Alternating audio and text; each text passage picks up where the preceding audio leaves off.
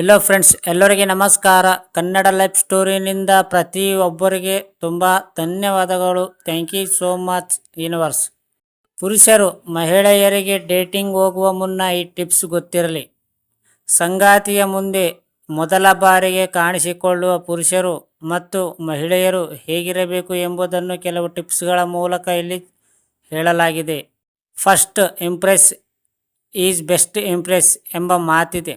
ನೀವು ನಿಮ್ಮ ಗರ್ಲ್ಫ್ರೆಂಡ್ ಅಥವಾ ಬಾಯ್ ಫ್ರೆಂಡ್ ಮೀಟ್ ಮಾಡುವ ಹೋದಾಗ ನೋಡಲು ಚೆನ್ನಾಗಿ ಕಾಣಿಸಿಕೊಳ್ಳಬೇಕು.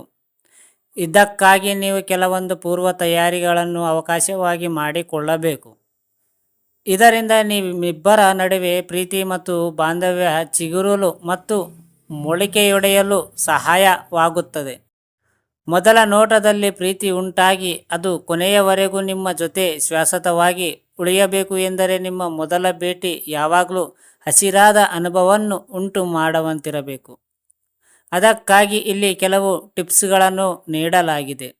ಪುರುಷರು ಮತ್ತು ಮಹಿಳೆಯರು ಇಬ್ಬರಿಗೂ ಇವುಗಳನ್ನು ಅನ್ವಯಿಸುತ್ತದೆ. ಮೊದಲ, ಪುರುಷರಿಗೆ ಕೆಲವು ಟಿಪ್ಸ್. ಸಮಯ ಸಂದರ್ಭಕ್ಕೆ ತಕ್ಕಂತೆ ಡ್ರೆಸ್ ಮಾಡಿಕೊಳ್ಳಿ. ನೀವು ಯಾವ ಸ್ಥಳದಲ್ಲಿ ನಿಮ್ಮ ಸಂಗಾತಿಯನ್ನು ಭೇಟಿ ಮಾಡಲು ಹೋಗುತ್ತಿದ್ದೀರಿ ಎಂಬ ಬಗ್ಗೆ ಗಮನಹರಿಸಿ. ಪಾರ್ಕ್, ರೆಸ್ಟಾರೆಂಟ್, ದೇವಸ್ಥಾನ, ಚರ್ಚ್, ಬೀಚ್ ಇತ್ಯಾದಿ ಲೊಕೇಶನ್ಗಳಿಗೆ ತಕ್ಕಂತೆ ಡ್ರೆಸ್ ಮಾಡಿಕೊಂಡು ಹೋಗುವುದನ್ನು ನೀವು ಮೊದಲ ತಿಳಿದುಕೊಳ್ಳಬೇಕು.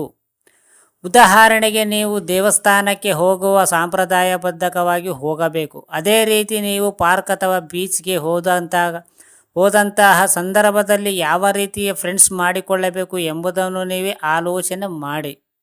ಆದರೂ ಇದನ್ನು ನೀವು ಅಷ್ಟು ಗಂಭೀರವಾಗಿ ತೆಗೆದುಕೊಳ್ಳುವ ಹೋಗದೇ ಇದ್ದರೂ ಕೂಡ ಲೊಕೇಶನ್ ತಕ್ಕಂತೆ ಇರುವ ಡ್ರೆಸ್ ನಿಮ್ಮ ಆತ್ಮವಿಶ್ವಾಸವನ್ನು ಹೆಚ್ಚಿಸುತ್ತದೆ.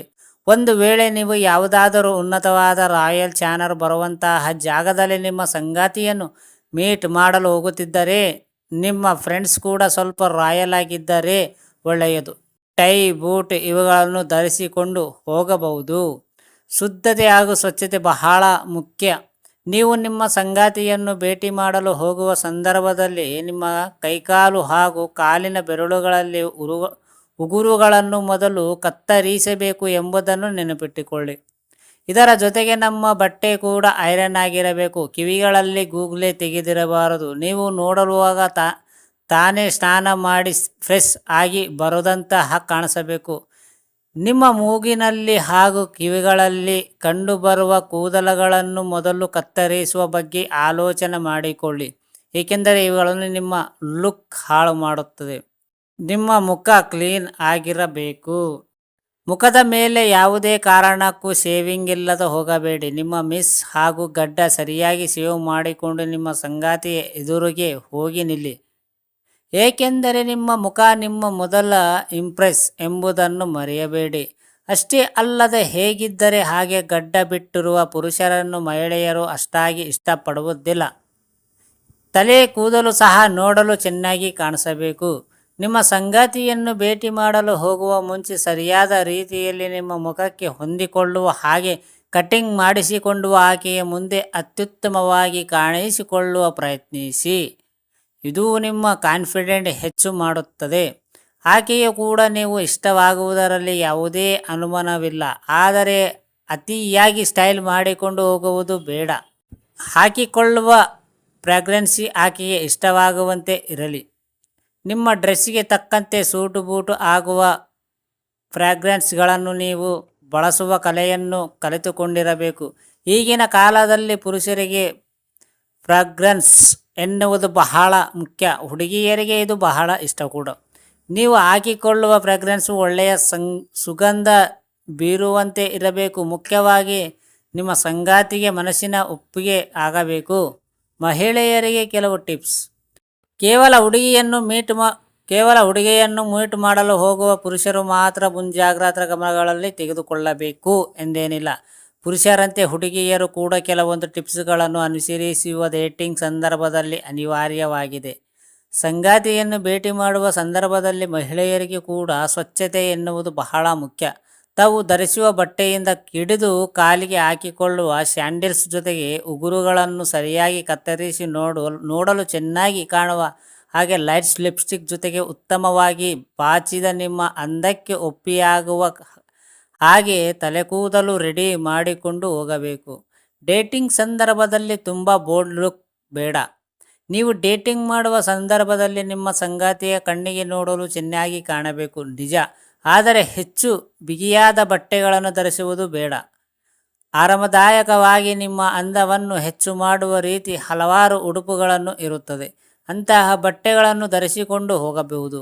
ಮುಖದ ಮೇಲೆ ಕಂಡುಬರುವ ಕಾಲೆಗಳನ್ನು ಮರೆಮಾಚಿ. ನೀವು ನಿಮ್ಮ ಸಂಗಾತಿಯನ್ನು ನೋಡಲು ಹೋಗುವ ಸಂದರ್ಭದಲ್ಲಿ ಆತನಿಗೆ ನೀವು ಇಷ್ಟವಾಗಬೇಕು ಎಂದರೆ ನಿಮ್ಮ ಮುಖದ ಮೇಲೆ ಯಾವುದೇ ರೀತಿಯ ಕಲೆಗಳು ಅಥವಾ ನಿಮ್ಮ ಅಂದವನ್ನು ಹಾಳು ಮಾಡುವ ಡಾರ್ಕ್ ಸರ್ಕಲ್ಗಳು ಇರಬಾರದು. ಏಕೆಂದರೆ ಇವುಗಳು ನಿಮ್ಮ ಸಂಗಾತಿಯ ನಿಮ್ಮ ಮೇಲೆ ಉಂಟಾಗುವ ಪ್ರೀತಿಯನ್ನು ತಡೆಯಬಹುದು. ಹೀಗಾಗಿ ಮನೆಯಿಂದ ಹೊರಡುವ ಮುಂಚೆ ಫೇಸ್ ಮಾಸ್ಕ್ ಹಚ್ಚಿಕೊಂಡು ಹೊರಡಿ. ನಿಮ್ಮ ಮುಖದ ಮೇಲೆ ಸಿಗುವಂತಹ ಡಾರ್ಕ್ ಸರ್ಕಲ್ಗಳಿಗೂ ಕೂಡ ಇವುಗಳನ್ನು ಹೆಚ್ಚು ಪ್ರಯೋಜನಕಾರಿ. ಯಾವುದೇ ಕಾರಣಕ್ಕೂ ಮೇಕಪ್ ಅತಿಯಾದ ಮಾಡಿಕೊಳ್ಳ ಹೋಗಬೇಡಿ. ನೀವು ಸಾಧ್ಯವಾದಷ್ಟು ನ್ಯಾಚುರಲ್ ಲುಕ್ ಮೂಲಕ ನಿಮ್ಮ ಸಂಗಾತಿಯನ್ನು ಇಂಪ್ರೆಸ್ ಮಾಡುವ ದಿನವನ್ನು ತಿಳಿದುಕೊಳ್ಳಬೇಕು.